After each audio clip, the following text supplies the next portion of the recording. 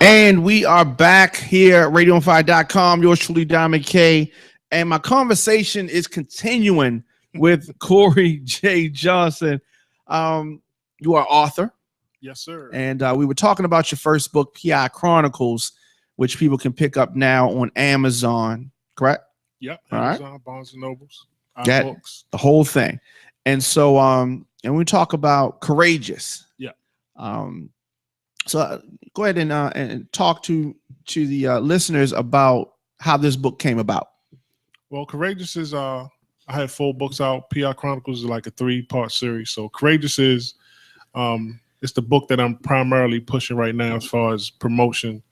It's about my brother Avon Johnson.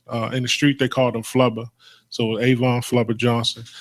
And the book is it's loosely based on his life. So it's fiction, doesn't mean that, loosely based is everything that's in the book is an actual factual. You know what I mean? I'm a writer, I'm a visionary. So some things we had to, embellish on and creatively make some stories go together.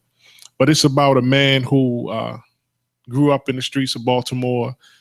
He gained a lot of notoriety and as a notorious gangster, turned drug dealer, turned drug addict. And it talks about how he had the courage to turn his life around despite all of the things he was going through in his life, losing all his money and becoming deathly ill. But he committed his life to helping as many people as he could get off the streets. He felt like because he had ruined so many people's lives by selling drugs and doing all the things he did out in the street, he felt like he had to try to save as many people as he could. And because his reputation was so big and he was so well known, he was so popular, he was able to do that like in a large way. He didn't just, help 5, 6 people get clean. Like he helped a lot of people get clean. And he passed away in 91. But to this day, people still mention his name to me like he's so relevant. In NA meetings, people will say, so-and-so stood up last night, man, and they talked about your brother. They talked about Flubber, how he saved their life. Or if it wasn't for Flubber, they wouldn't have got clean and stuff like that. And this is to this day. He passed away in 91. So that's what inspired me to write the movie, because I was like, if he was that influential, that relevant to these people, then maybe there's a, story. Maybe he can use me to reach back through the book and save some people's lives. Yeah, I mean that is really. I know that has to give you a good feeling that he impacted those people like that. Were y'all close? He was much older than me. I mean, I'm talking about like at least 20, 25, years older. So we weren't that close, but we was close. My family period is close, so we all are close. But I wasn't there like right in the midst of the things he was doing. Like I found out later on the type of person he really was, who Flubber was. We knew him as Avon. He was always just Avon, loud mouth, boisterous, swagger through the roof. Mm-hmm. But I didn't know that he was a gangster. I didn't know he was a drug dealer. I didn't know he was a drug addict. So all of those things I found out later on. Yeah. So was it difficult writing this book? No, not at all. It's funny because once I got the inspiration and I got I guess I got up the nerve to put the pen to the paper and start, typing it out. It just flowed. The story was already there. I didn't even know it. I feel like God and my brother's spirit, maybe my mother's spirit, I feel like they reached back through me and helped me write the story. Because there's certain things in the book, it's like, I don't know where that story came from. You know what I mean? Like I go back and read it and I'm like, I don't remember writing this. It's like, it's great. Words is written well. It's a compelling story, like a certain chapter. But I'm like, I don't know where that came from. You know what I mean? So I feel like he reached back. It wasn't difficult. It was easy. How long did it take for you to write the book? It may have taken me about a year, maybe a little bit more. But just to get the meat of it, most of the story, probably about a year. Yeah, but I want to package it right. I want to edit it. I wanted to, make sure it was done well. So I recruited some help from some other people. Shout out to my cousin Yolanda Wright. She helped me edit and put some of the chapters and everything together. It was a work in progress, even though I had already written PI Chronicles. I was still learning as a writer. So this is like my baby. I feel like this is my best work. So I wanted it to be done right. Yeah. And people can get this on Amazon. Absolutely. So we have a paperback and we have a digital, and some plans maybe to go even bigger than that. Hopefully, that's the plan. I mean, from day one, I always envisioned that this story was bigger than just a story in my head. It was a story that was, I had to get it out and put it in paperback and get it out in circulation for people to read. But I also always felt that it was bigger than that it could be a film or TV project. I mean, I love The Wire. I'm a fan of The Wire, The Corner, all of that. But I think this is a bigger story than that. I think it's, if I was given the opportunity to turn this into a film project, that it'd be very impactful to save some people's lives. Yeah, absolutely. And it's definitely needed out here, especially here in Baltimore. And then the story being based here in Baltimore, I definitely think is good. So people how can people reach out to you? My Facebook is Corey, COREYJAY, last name Johnson, JOHNSON. I'm on Twitter and IG, COREYJAY31. Right. And then people are going to be able to see you in person at the African American Authors Expo. Absolutely. It's an event sponsored by Morgan. This is my first time participating. It's like a 2-day event. They have like an award ceremony on Friday, and then they have the actual expo on Saturday. So I'll be there with all my books and my pen in hand, ready to give some autographs and sell some books. Right. And sign some books, take some pictures. Absolutely. Shake hands and kiss babies, as I like to say. Hey, whatever we got to do to sell a book. Right.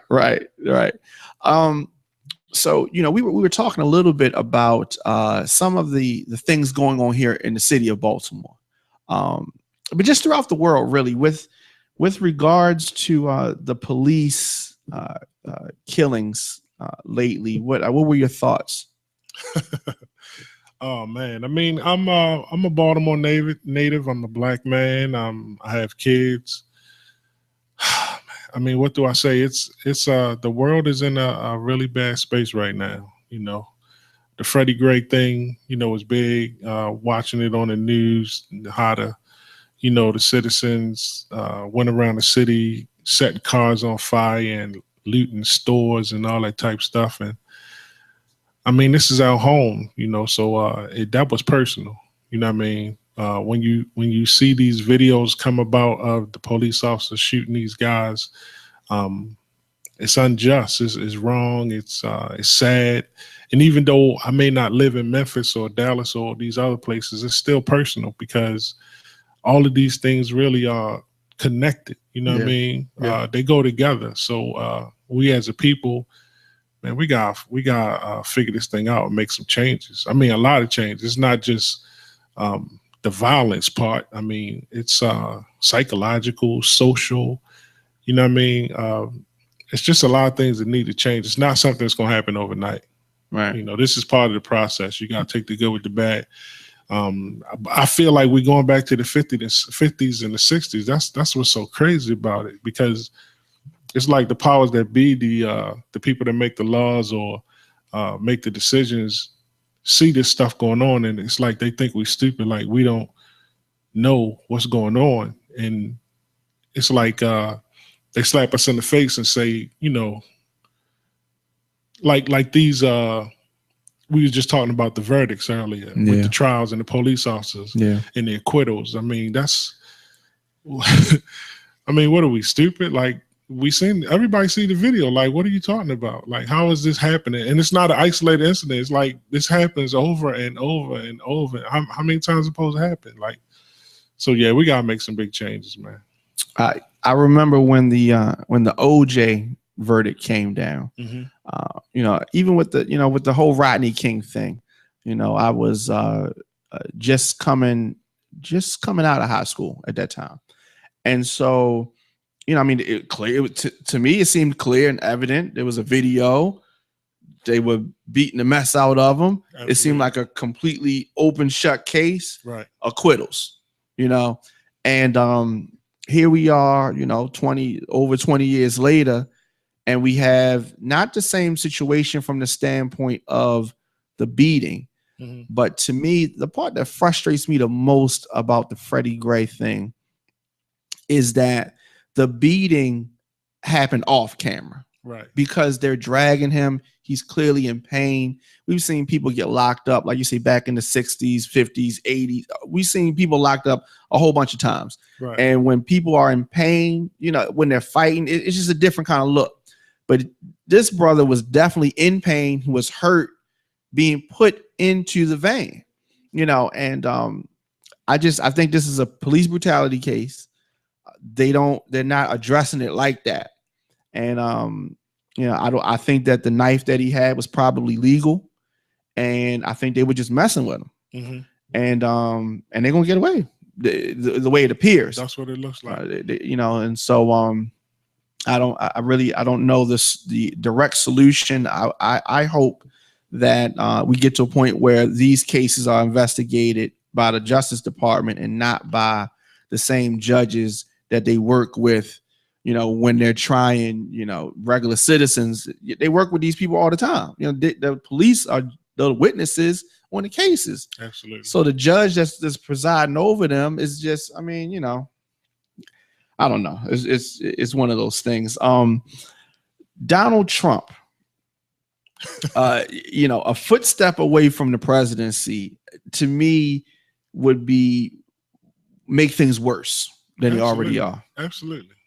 Yeah, we might as well all just pack our bags, and I don't know where we're gonna go, but if Donald Trump get in office, man, it's a wrap. Like, you can forget about it. Yeah. Hillary is flawed, definitely, but she would be much better than Donald Trump. Yeah. I mean, I agree with you. Unfortunately, our two presidential candidates is like the lesser of two evils. Right. You know what I mean? Like, which beating do you want? Which one is going to be less painful? You know what I'm saying? So, but if it's Donald Trump, it's hands down. Like, it's a no-win situation. At least with Hillary, we got a chance. Right. I think with Hillary, it's going to be more of what it is now. She's not as she doesn't appear to be as honest as President Obama appears. Right. But and she doesn't have any charisma. Like, her husband had like charisma to spare, and she does not have any charisma. That hurts her. But I'm thinking that she's going to win now. Trump just seems unelectable. Yeah. I mean, that's who I'm voting for. I'm voting for Hillary. But again, I mean, both candidates suck at the end of the day. So I think with Hillary, her husband's probably going to have some influence on her decisions and things like that. So, he's part black. He's like half black. So right. Maybe they'll have a little bit of sympathy. But like you said, going back to what you said before, the Justice Department, some of the laws in the legislature has to change with, how it's like the police us, but who polices the police? Right. Somebody has to oversee that. Right. It can't be the FOP. It can't be the local judges and all that type stuff. It has to be an outside entity that's not funded through, local government or whatever. It has to be something on another level to come in and then impartially, unbiased, come in and do an investigation and figure out what really went on. Yeah, absolutely. Until we can get to that point, I don't feel that Marilyn Mosby gets enough support. And I guess it's not often that people want to support the state's attorney, right? Right. But in this instance, her doing the right thing, I think, which is bringing charges against the police officers that did something wrong. I would have wanted the charges to be different than they were. But I think it's kind of like take what you can get. It's so rare that this even happens. We got to kind of take some baby steps and then get to the point where things are just. But it just seems to me And this last in this, because I know you, this is not, what we were supposed to talk about, but it seems so strange to me that the police encourage citizens to, if you see something, say something, that type of thing, but they don't do that themselves about officers that do wrong. Yeah, I asked the question to a friend of mine the other day, like, okay, after these particular recent incidents happen, you hear all of these officers coming out making videos and public statements saying they're good cops out there. And I agree with that. I know they are. I know some of them personally. But where are they when these incidents occur? Where's the good cop to intervene to tell that bad cop when he pulls his gun out that that's not the right thing to do and stop him from doing it? Where are they when it happens? To come full circle, they are not courageous. Wow. They are not courageous because it takes some courage to say that, because then later on, it's going to be like so-and-so said this, and, and then, hazing or maybe not hazing, but I guess bullying, that type of stuff is going to happen. And they're scared to say something. They lack the courage. Yeah. I mean, it's sad, like that female police officer that made the video that went viral. Yeah. We need more officers like that. Yeah. Who take their job seriously and stand behind their word. We need officers that I don't know. I don't know if the whole police system across this country needs to be retrained, revamped, taken apart and restructured. I don't know. Maybe the commanders and people underneath of them need to be trained or go out and do some I don't know. Something needs to change. That's all I know. I believe that, there's some good people here and there, and it's probably more good than it is bad. Right. But from our perspective, what we see, and some of us deal with this every day, just like I said earlier about The Wire, we live this every day. So the people that's watching CNN and they all up in arms because they don't see it happen every day. We see this every day. So it's not an isolated incident. This goes on, right? So we want some change. Something has to change. Yeah, absolutely, absolutely. And so once again, we ventured off into a little bit of current events. The book is called Courageous. It is available everywhere books are sold, digital and paperback form. And once again, how can people get in touch with you on Amazon or anywhere books are sold? How can people get in touch with you? You can get in touch with me on Facebook, Corey, Jay Johnson. First name Corey, spelled Corey. And I'm on Instagram and Twitter, Corey J31. All right. Very, very simple. Holla at your boy. Definitely. Anything else you want to say before we get out of here? I just want to thank you for having me on the show. I want to thank the African American Authors Expo for putting this together and giving me the opportunity. And I hope everybody go out and support my book, Courageous. It's a great book. Go out and get it. Like I said, if you want an autograph copy, just contact me personally. Holler at me. I appreciate it. Thank you. There it is. There it is. All right. We're about to go into the mix. So stay tuned. RadioOnFire.com.